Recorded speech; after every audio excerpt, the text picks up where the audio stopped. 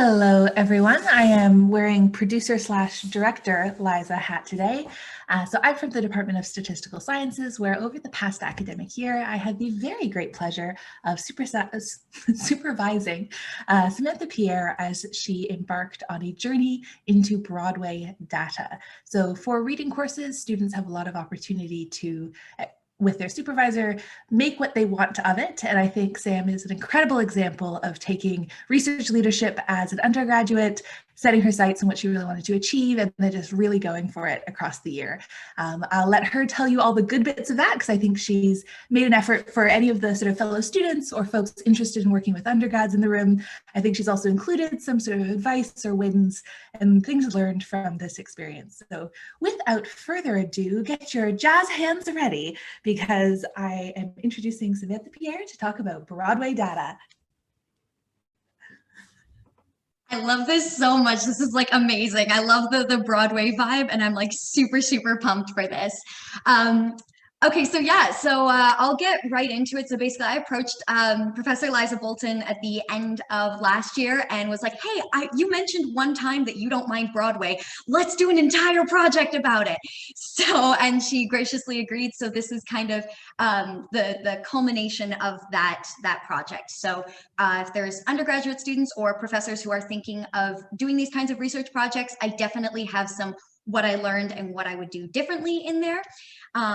So yeah, if that's of interest, and then also just like Broadway style things.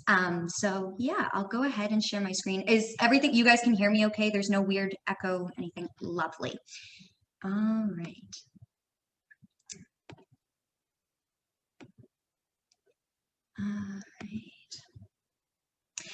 All right, so the title of my presentation is And the Nominees Are, an empirical study of the effects of a Tony Award win on a nomination and a show's success. Can you guys hear audio? There's no audio? Okay, I might have to go. Not yet. We can go into the advanced settings. Let me try this. And share. Let me try this again now. Now do you hear audio?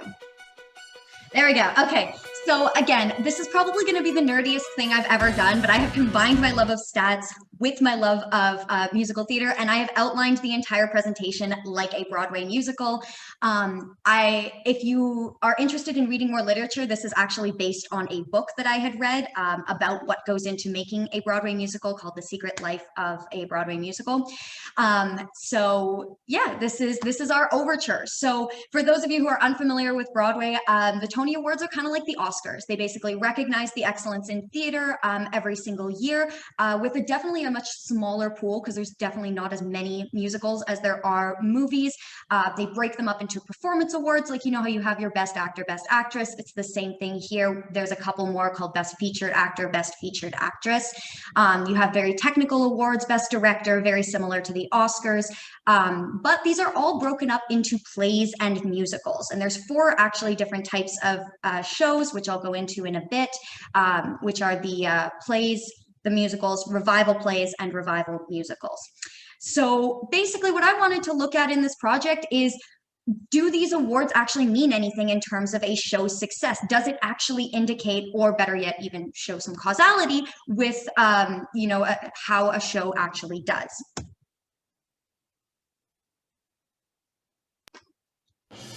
So next part of our overture is what is considered a Broadway show. So I used data from 2011 to 2019, which included 302 shows broken up as I have on these slides.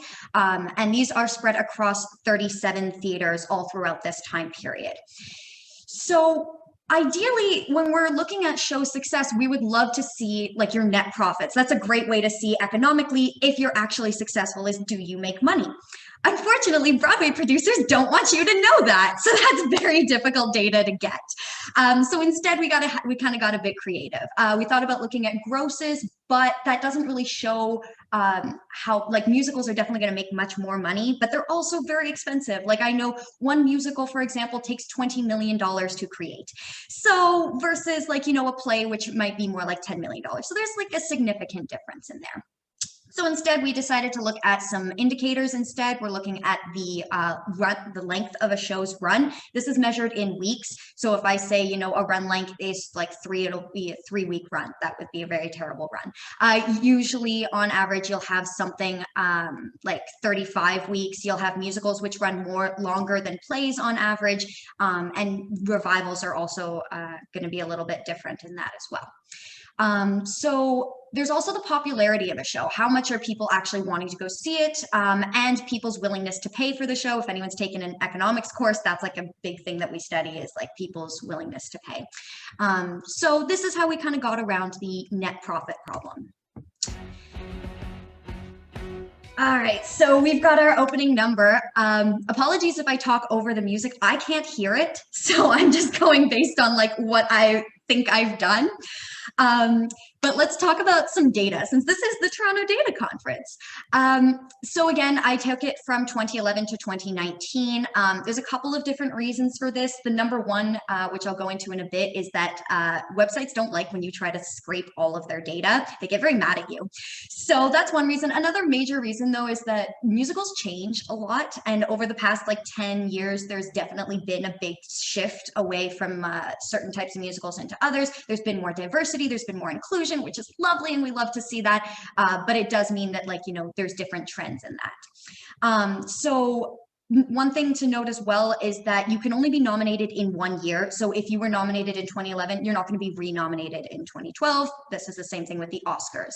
All of this data is gathered from BroadwayWorld.com, Tony Awards, and it was all cross-referenced with the Open Broadway database, courtesy of Yakov Bressler. So thank you very much for that.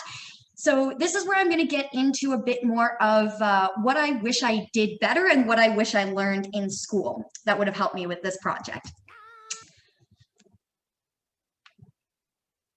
So we've got data gathering and cleaning. Oh, this was the absolute toughest thing I have done.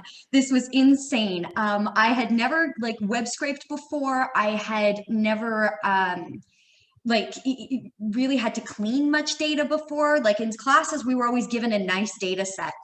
I've vastly underestimated how much time this takes and how many times I wanted to throw my computer out the window. So a big shout out to Sean Unger. He's a PhD candidate at U of T. I think candidate's the right word, I hope it is. But I spent like, you know, probably a month and a half, like trying to figure out, okay, how am I going to organize all of this? How am I going to do this? And then he comes in with like 20 minutes and it's like, oh yeah, here's this one line in Python. I'm like, of course, beautiful. So big shout out to him that I didn't spend another month and a half on that.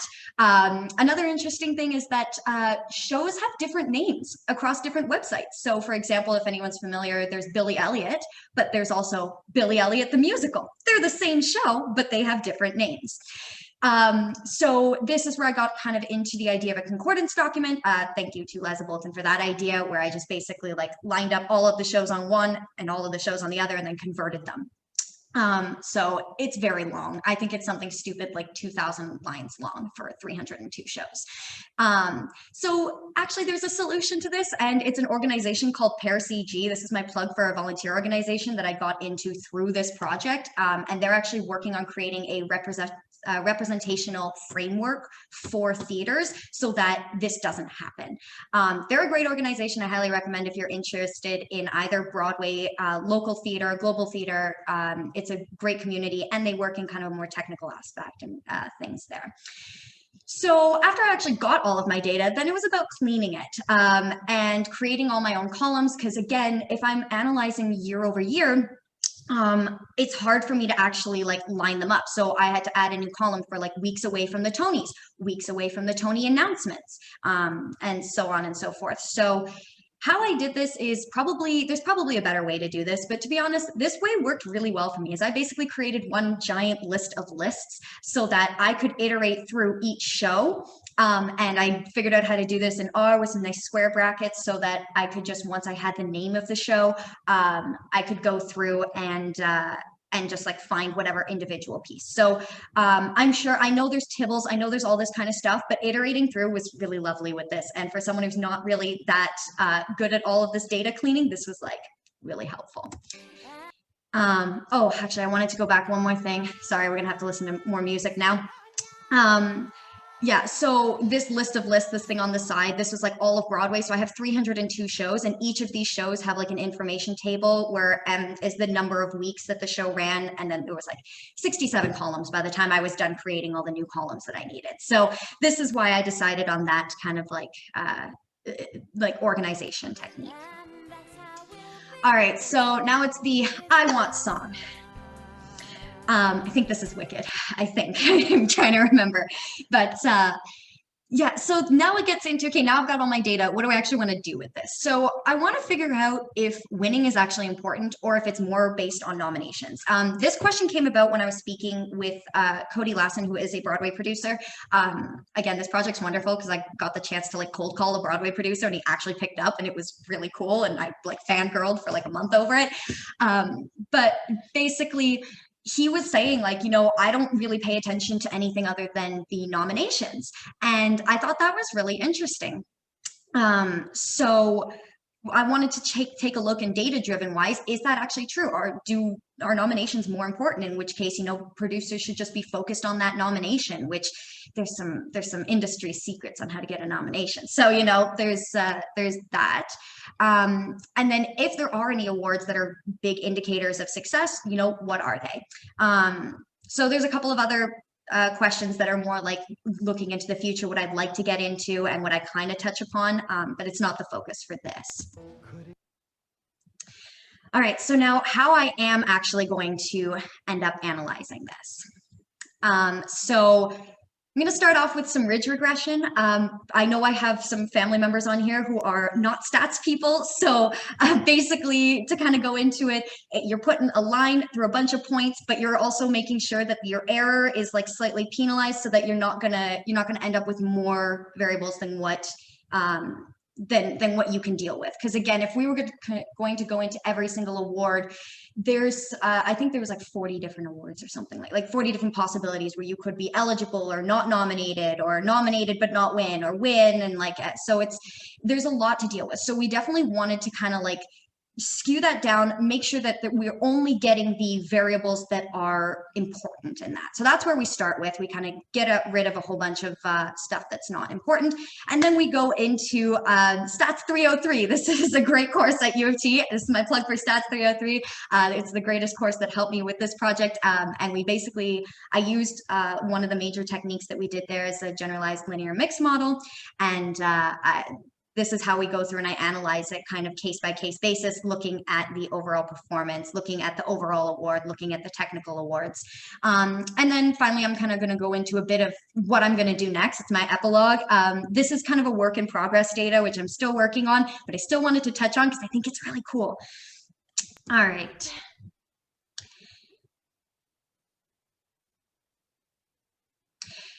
So we get into what they call in The Secret Life of Broadway musical, bushwhacking. So this is the villain song. I have called it the villain song for a couple of different reasons. One, it was the first thing I tackled, so it was my first attempt at like wrangling data and getting it to do what I want. So it did feel like a villain to me. But actually, the reason why is the length of a show's run. I learned later from another Broadway producer and Broadway like lawyer who deals with all the rights and everything, Freddie Gershon. We were talking about, you know, why shows stay on Broadway. And there's multiple reasons why a show will stay on Broadway, even if it's losing money. He had mentioned that Cats was on Broadway for years after it was actually profitable because it was doing so well overseas and they wanted to be able to say the words as seen on Broadway. So length of a show's run doesn't necessarily indicate success for Broadway, but it could also indicate that the show is being successful elsewhere. Also, a show has to be on Broadway for 22 weeks before it's eligible to tour. So this could be another reason why shows would stay on even if they're not successful. Granted, even given this, there's still like the more popular your show is, even on Broadway, the more likely it is to like the better, you're more successful your show is, you're going to stay on longer. So I did think it was still an important variable to look at, and it kind of gives us a long-term effect. Whereas anything else that we're going to look at, like capacity, average ticket price, that gives you a week by week kind of like time analysis of it and like snapshot. This is kind of a nice overarching thing. So on the right here, I've got a table of all the different run length times in weeks after the Tony Awards. So I'm not really concerned about before the Tony Awards. Some shows open a little bit before, some shows open a little bit after. But what I really want to focus on is after those Tony Awards, what's the effect? Does that affect shows? Is there a difference between shows that are nominated, do win, and those that do not? So right away, we can see this, this gray bar here, that's our average. And our average is much, much higher for original musicals than musical revivals, which are much higher than original plays and play revivals. So we did also do a bunch of tests. We used an F-test for this to actually check and make sure that there is a significant difference. And the results did conclude that there is, my favorite line, statistically significant evidence to conclude that we may reject the null hypothesis.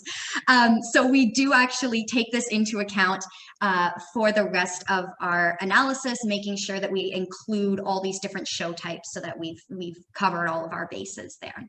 Another thing I just want to touch on is the use of a Poisson distribution here, because we are measuring counts. There's nothing negative.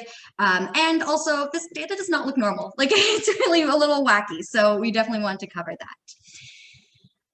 All right, so let's go right into the ridge regression. So this is, on the left, you can see the model. Again, to family and friends who are not stats people, just ignore that. That's nothing, don't worry about it. If you are a stats person, enjoy, have fun. This kind of gives you a little bit more, it kind of solidifies exactly what I'm saying here. If you're not a stats person, just focus on that right-hand side. That right-hand side there is gonna tell you what's actually significant. So I've highlighted in yellow the features that are positive. Everything here, I've just omitted anything that ended up being 0. So after we've run this ridge regression, it basically shows some of them to be significant, some of them not. And the table on the right is all of these significant variables. So I've highlighted in yellow all of the positive ones. And what's interesting is that there's not a lot of performance. There's a lot more technical aspects of a show, which, if you think about it, makes sense because actors on Broadway tend to leave after about a year on average. So if you want your show to run longer, it's probably better that you focus on these technical aspects, which aren't going to leave when they get a TV show.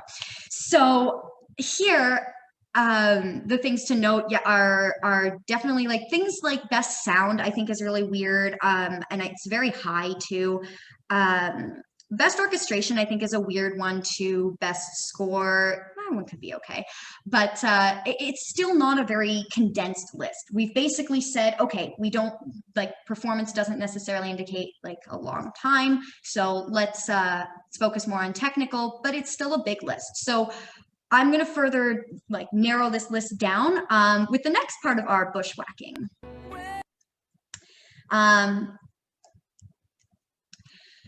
So this is our couples. I've chosen a couple different songs for couples because you can have the friend couples versus the romantic couples. But anyway, so here I'm looking at the capacity, and this is weeks and months after the show. The graph on the right shows the total amount of seats sold for all the musicals over all weeks.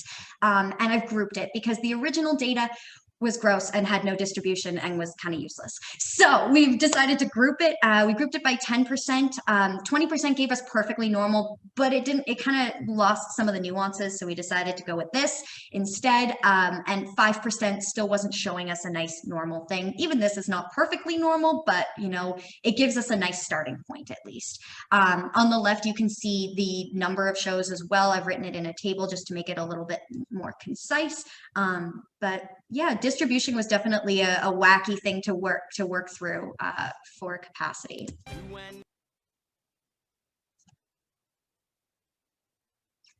So keeping on with capacity, again, I've got my nice model on the left, a little blurry on the right, but it's okay. So we're looking at the week after the announcement. So the thing that I want to point out is this capacity week before.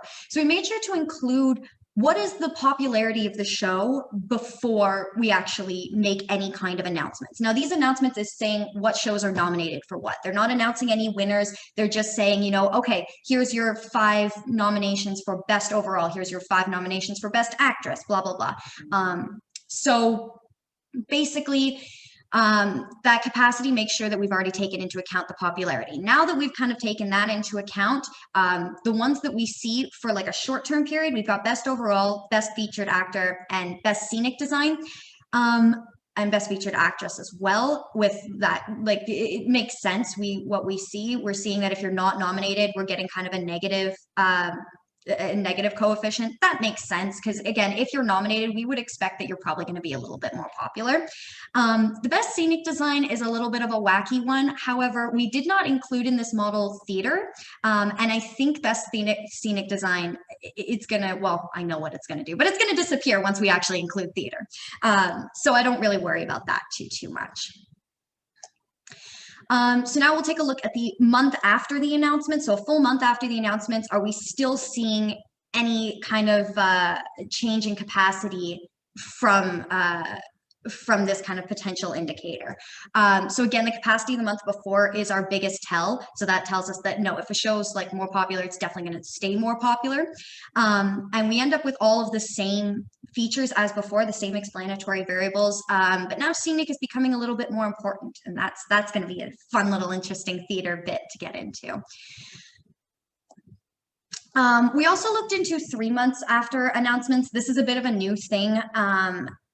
And the reason for this is because if you actually Google when is the best time to buy a Broadway ticket, there's not much information about when people actually purchase their tickets, like how far in advance. However, if you Google on these touristy sites and you say, how long in advance do you recommend buying a ticket? They tell you 3 to 6 months. There's a couple of reasons why I don't focus on this, mostly because a lot of shows will close before 3 to 6 months, especially if they're not nominated for anything, which I'll get into later. So I don't really focus on 3 to 6 months. I more want to see what the actual immediate reaction is. And another reason why I don't focus on this so much as well is because there was another paper that was done a little while ago where they only focused on the first week and first month. Like they focused on all of the big time periods, and they concluded that it was only significant for that first week, first month. And I'll get the name of that paper if anyone's curious about that. But moving on to what we actually see with this is that it's really only like there's no really significant effect of any of the award nominations. You're literally just getting that that popularity beforehand is coming through as popularity afterwards. Here's the interesting thing. That doesn't happen 6 months afterwards. Again, though, this kind of overlaps with the actual awards. So I'm going to kind of brush over this for now because a lot of these features are going to be explained by the actual announcement of the awards and who's actually won. Bonus points for anyone who can guess every single song that I've put in here. I don't know if you guys are still able to hear the audio well, like for all the songs. You might need to double click it, Sam. Double click it? Yeah, it's been sort of coming in at the end, I think, for a few of them. Can you guys hear it there? Okay. Cool. Yeah, okay, so now we're gonna take a look at the actual after the awards. So the awards happen at the first week of June, and we're gonna take a look at how does a show's popularity change that week after. So here we're taking a look that week after, and we're seeing that it's really only that big, like mostly it's the popularity the week before, and we're also seeing that one big overall winner there too.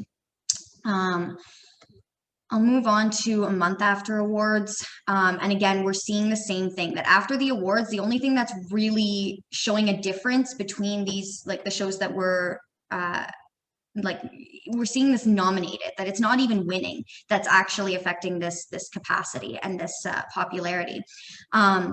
I've also added a little note in here that there is a lot more, like all these awards appear to be significant until you take into account the popularity, the already existing popularity of the show. 3 months after the awards, now we're starting to actually see the effect. So it's almost like these touristy websites may have something, you know, they might be a little bit right sometimes. So we're actually, but again, we're seeing a very similar thing to what we saw with length of a show, which is that our performance awards are actually not as significant as our technical awards. Now, some of our technical awards I think are personally a little wacky. I'm not sure why Best Book is in there twice. That seems to be a weird one. It's not like when I'm looking to go see a show, I'm like, huh, which which show had the best book written? Ah, yes, that's the one that I'm going to go see. So personally, it's kind of a bit weird, but it might be an indicator of something that I'm not taking into account, like, for example, the actual script writing, which would be lovely. That's kind of another next step that I want to get into, is going through web scraping, trying to figure out what the plots of these shows are, and then moving on from there. So that's kind of a fun little potential indicator. 6 months after, I think is just wacky. I don't think I included it because we did do it, and I think it's worth including even when there's wacky stuff. But this to me makes no sense. At this point, the best featured actor and actress will they'll probably still be in the show. But why it's significant now and not before, I think is just a little weird. So not quite sure what's going on there, but I still think it's worth mentioning. Potentially, it could be an indicator that people who care about performance book further in advance. Who knows? It's weird.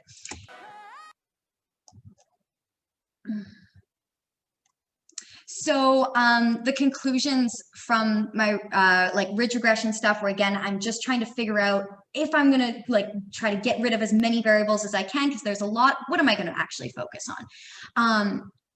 So yeah, we're getting it seems to be that awards are telling much more of a show's long-term success. We're not really seeing that week after anything being really significant.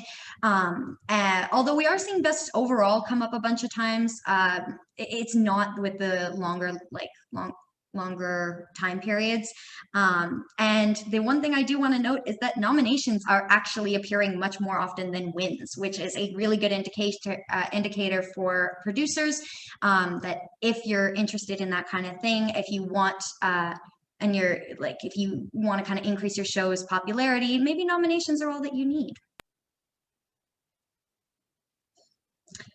I don't know if you guys can hear the music on this one, but this one is from my mom. Double click it. I don't know if you guys can hear it there. Okay, cool. This one's from my mom because she loves Phantom, and she introduced me to Phantom of the Opera when I was 4 years old. And she's like the reason why I'm obsessed with Broadway. So yeah. Are there any questions now that I'm kind of halfway through? Because I see the chat's going up a bit. I'm just wondering if there's anything mentioning. There's one that might be worth talking about now, Sam, from Irina, about how sort of the book works. So the question was, does the book precede the musical? If so, maybe best book winners are gaining audience or advertising because of an existing fan base. Yeah, that would actually be a really cool thing. I hadn't thought of that. So thank you, Irina. I think I'm pronouncing that right. I hope so. That's actually a great point. So the books are written before the musical is actually created, and they basically just go through the actual story. So for example, in Hamilton's based on a book about Alexander Hamilton's life, but that's not what the best book is. The best book would have been written by Lin-Manuel Miranda to kind of summarize what do we want to actually include in the musical. So that's kind of like the best book in that. So it's not really like a popularized thing, I don't think. I've never read a book of a musical really, except all those fan books that I get at the end of all the musicals that I always buy that are like $100, and I'm like, I don't care, I want it anyways. Yeah. Cool. Yeah, absolutely. Thanks for the question. All right, so if there's no more questions, then I'll move on to the next part. So now that I've kind of taken an overall view, I'm going to kind of dive into all of the aspects individually. So I'm going to look at best overall, I'm going to look at performance awards on their own, and I'm going to look at technical awards on their own. Again, I'm going to keep in mind, I'm going to use both length of a show's run and capacity, keeping in the same kind of theme there.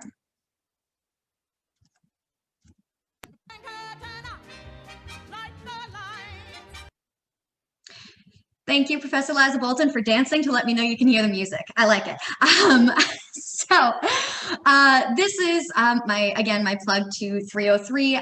Generalized linear mixed models became a huge help. I absolutely loved it. And I'll basically, again, for For anyone who's not familiar with this, to my parents and grandparents who I'm sure are looking at me with like deer in headlights right now, you're still putting that like straight line through a bunch of points, but now you're grouping it. So you're saying this group can actually have its own, like, you know, where it crosses that y-axis there, if you remember from like 8th grade or whatever, you're saying that can be its own group. So depending on how we're going to group this, we're going to actually create these different intercepts so that we can analyze different groups and make sure that we're taking into account all these potential other variables that might have an effect on what we actually want to study.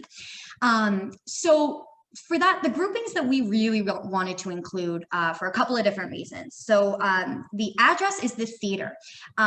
So one major reason to include this is that there have been a couple of shows that have been in the same theater for the entirety of what I'm looking at, Phantom of the Opera.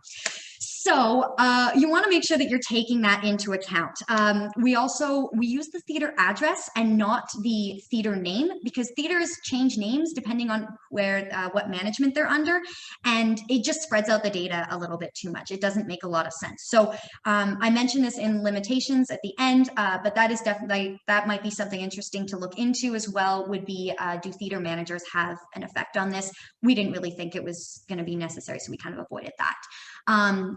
We're now looking at the runs before Tony Group. So this is how long a show has run beforehand. Because again, if your average of is 35 weeks for a Broadway show, and you've been on for, you know, like 20 weeks before the awards, you probably have a higher chance of closing before than after. So we wanted to make sure we included that as well. We wanted to include any kind of like economic things that might be going on. So with years, that's what we're doing there.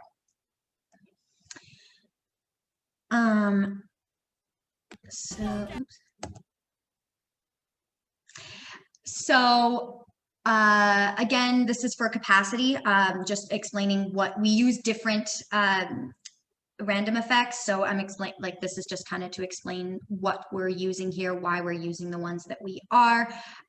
Again, this one is just going to be capacity week before. We didn't bother including anything else because nothing else ended up giving us that same spread that we see in the run length. And then just to give an idea of why I think this is significant and why we're even looking at this in the first place, on the right hand side there's this plot where you can see the week after the announcements. The shows that are nominated stay pretty much the same, and the shows that are not nominated shift way down. Like it's almost like people are shifting their attention away from those shows and shifting them towards the shows that are nominated. So this is just kind of my sanity check to be like, am I looking at something that actually, you know, does anything? So that's my nice sanity check. Cool. So I'll continue on with the run length. Again, you can see that like W variable on the very last line on the left-hand side. I've included the runs before the Tony, that theater address, and that year eligible. That's that graph that you saw earlier. Again, if you're not a stats person, ignore it. It's not important. Don't worry about it. If you are, it's very important. Take a look at it. So here I'm looking in, so this is our output then on the right-hand side of our generalized linear mixed model. And this is taking a look at, again, the run length. So we want to see, you know, what is actually contributing to a run length. Again, for those stats people, this has been exponentiated because I did use a log link function for that Poisson distribution. So the numbers on the right have been exponentiated. So yeah, what is interesting here is that we've got that proportion. So this is taking a look at the proportion one. Proportion is important because plays and musicals are both eligible for different amounts of awards. I believe a play is eligible for 13 and a musical is eligible for 15. So we want to make sure that we are taking that into account. So we're looking at proportions, and what we end up getting is that the proportions don't end up being as significant when you take into account which musical, which show type it is. So when you take a look at just original musicals versus original plays versus play revivals, those end up being a lot more significant than just looking at the proportion themselves. So if I were a producer, I would probably look at it from a lens of which show type. So now we're going to take a look at just the overall best award. I'll make sure all my things are in.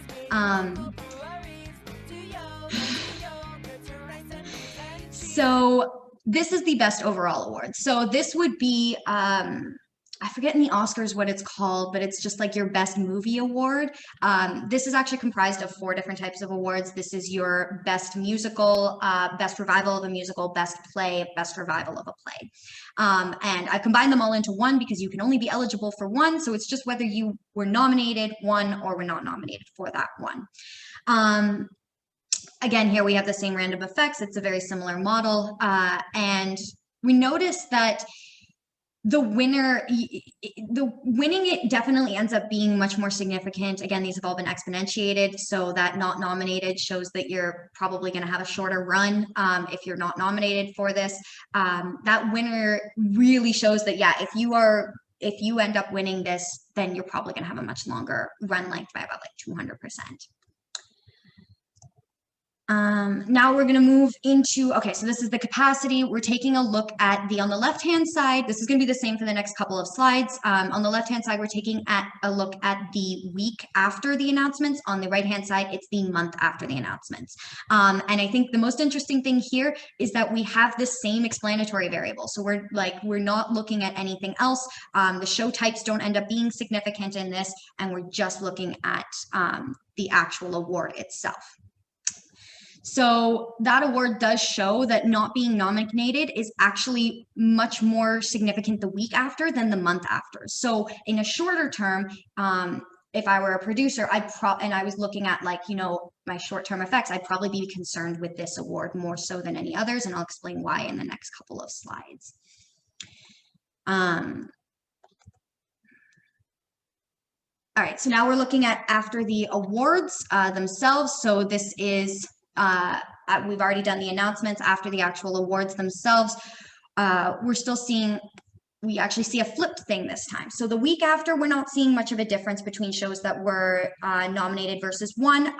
However, after a month, the shows that were not nominated show a significant decrease in that capacity, in that popularity. So we're going to pop back over to length of a run and go into the performance awards. So this was the one that really shocked me because I was expecting that performance awards were going to be much more significant than technical, and that ended up not being the case in our ridge regression. So when we actually isolate for those performance awards, what we end up seeing is that we get the best actor, we get the best actress winner, best featured actress for sure, ends up being our most significant for wins. So if I were concerned with the performance aspect, I would probably focus on those. And yeah, I think that's it for that one. Taking a look at capacity, again, week after on the left, month after on the right. So we've got that week after, we actually are only seeing a much smaller group that's significant. We get only that best, oh, sorry. No, we are getting that all of them are significant in that because that's just after the announcements, with being nominated being significantly higher capacity than those that were not. Let's see. Okay, now we're looking at after the actual awards, and we're seeing that the week after, we're not seeing that much significant difference between winners and nominated, whereas a month after, we are starting to see a little bit more significance in that, which is interesting given the fact that, in our ridge regression, we kind of saw the opposite, that performance was more on a short-term basis, and then we had our technical was more on the long-term basis. Taking a look at the technical awards, the run length. So this is one where there's a lot to unpack here. Basically, what we end up looking at is best direction ends up being our most significant award to focus on. If you were actually interested in looking at the run length and you were focusing on your technical aspects, your best direction would be significant. Again, we're seeing best sound. That's again in line with what we saw above. Best costume winner is a bit of a weird one. That's not one that we saw in our ridge regression, but it's appearing here now when we've isolated for it. Best orchestrations we did see in that ridge regression, and our best score we also saw in that regression. So those would kind of be the ones that I would focus on if I'm saying, I want to have a very technical show, or I have the capacity to have a very technical show. This is what I want to focus Looking at after the announcements, our popularity again, we're seeing that best direction definitely has the most significant effect. So if you are not, like if you end up getting nominated, you're going to see a lot more popularity than shows that were not best scenic, which again, even now that we've accounted for that theater, we're still seeing that, which is kind of interesting. And that best book again, which keeps appearing. So there's definitely something going on with best book. And again, we see a very similar result for a month after as well, after the announcements, after the actual awards themselves. All of a sudden, everything becomes everything becomes a little wacky significant, like very small significance, but they're all significant. It's very strange. We see that best orchestrations ends up having a negative effect if you're a winner, which could be an indication that maybe that might be an award that they just kind of like give out and say like, okay, this is kind of your pity award. And then we see that month after, again, we are seeing a little bit more significance in those technical awards. So that's kind of more in line with, what we saw with that regression again, where the technical awards kind of indicate a better long-term effect. I don't know if you guys can still hear the sounds. I'm hoping so. So what I conclude from the generalized linear mixed model in kind of relation to the ridge regression is that this is definitely in line. It doesn't prove it, but it's in line with a hypothesis that would say that if you focus on technical aspects, your show is probably going to you have a better long-term effect versus the performance we see a little bit on the shorter term. But definitely, if I was interested in kind of a longer-term effect, if I'm looking at making sure that my show does well in the long run, which not every producer does. Some of them are just interested in getting that little tidbit and running off, which also works too. But if I'm really interested in making sure that works long term, I would probably focus more on my technical aspects, focus less on the actual actor or actress. And showing that doesn't go to the long, like showing that performance awards don't go to the long term. Also indicates that it's not just the performance roles themselves, it's actually the performer themselves. Because that could be an interesting thing. If you're looking at, Alphaba and Wicked and you're like, you know what, whoever's in that role, I know is just going to kill it because that's a difficult role. And you would go see it anyways. That's actually not what our model's showing. Our model's showing that no, if you're like, people are actually more interested with Idina Menzel herself than the actual role of Alphaba. So this is kind of where I'm heading now with the rest of my research. I want to get into some more time series, analyze the average ticket price. On the left, you've got the whole, including everything. On the right, you have without Hamilton, and you notice that nice big drop. Hamilton is a very expensive show, which is why I took it out, because I wanted to make sure we're not, counting for that outlier. Those error bars that you see show that it might not actually be significant, the difference in the average ticket prices between the winners, but we can still see a difference. I've highlighted in that dotted line where the actual Tony Awards are, and those spikes that you see is Christmas time. So everyone wants to go see a musical and they're willing to pay more at Christmas time.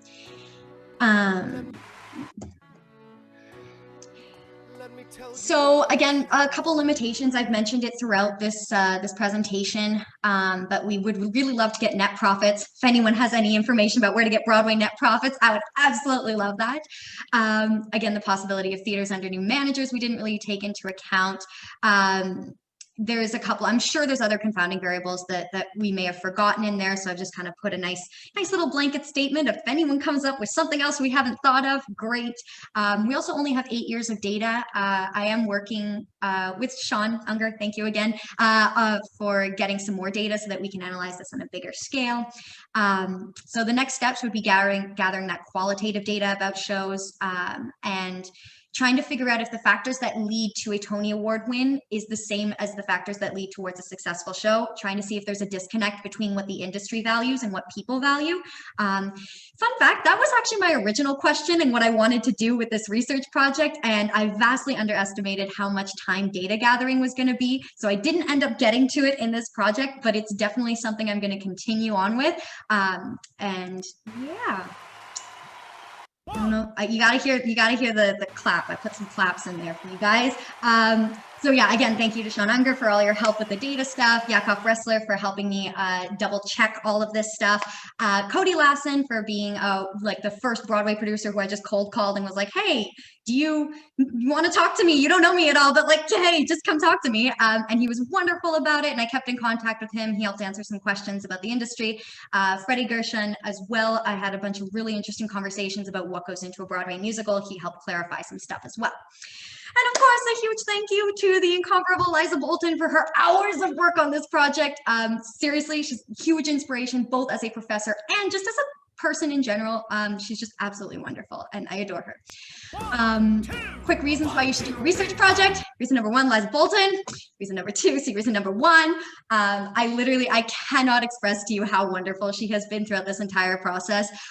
Both, again, as an actual mentor, also loving like the work that I've been doing and being like super helpful and super passionate for that, but also just being a genuinely wonderful person where I'm like, oh my gosh, I'm so stressed. Can we just like bump our meeting? She'll be like, yeah, no problem. Let's just, do this, do that. Like, getting my messages at 5 o'clock in the morning when I would send her my presentations. So like, seriously, she's absolutely wonderful. If anyone is doing a research project, sorry, you're going to get a bombardment of emails now because of me, but like, I highly recommend her. She's absolutely wonderful.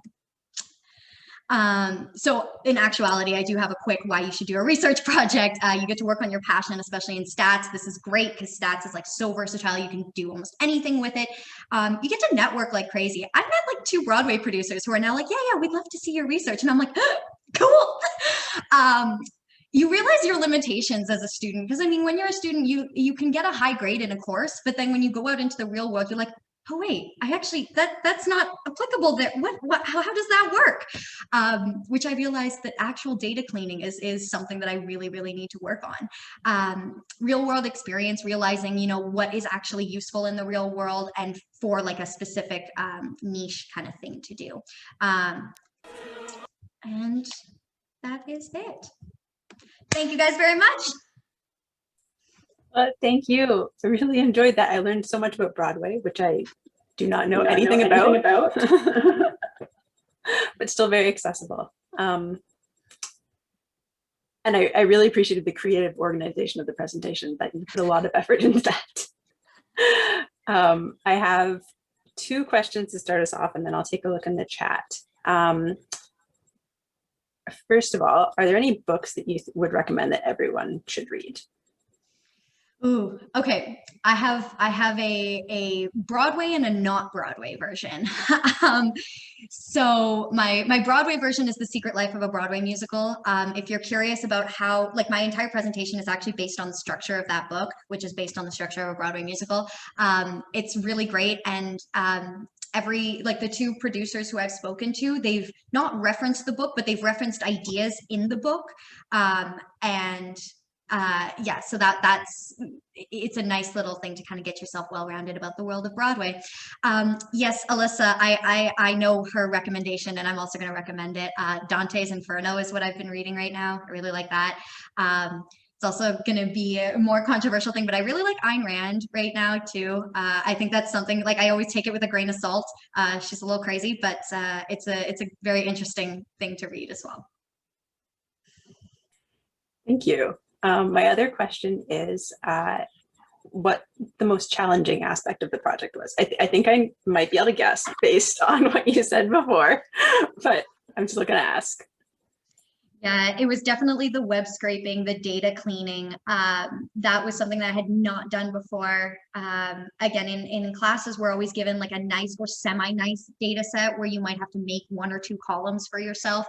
But here I was getting like, okay, I've got years to do. How do I make sure that I can analyze it like all at the same time period? How am I going to, take into account the like days away from the announcement, days away or weeks away from the Tony Awards? And that was a bit tricky. That involved some kind of new thinking that I hadn't done before, and just trying to visualize data and stuff. So I know who was David spoke last week. He mentioned the benefits of Excel and being able to visualize your data.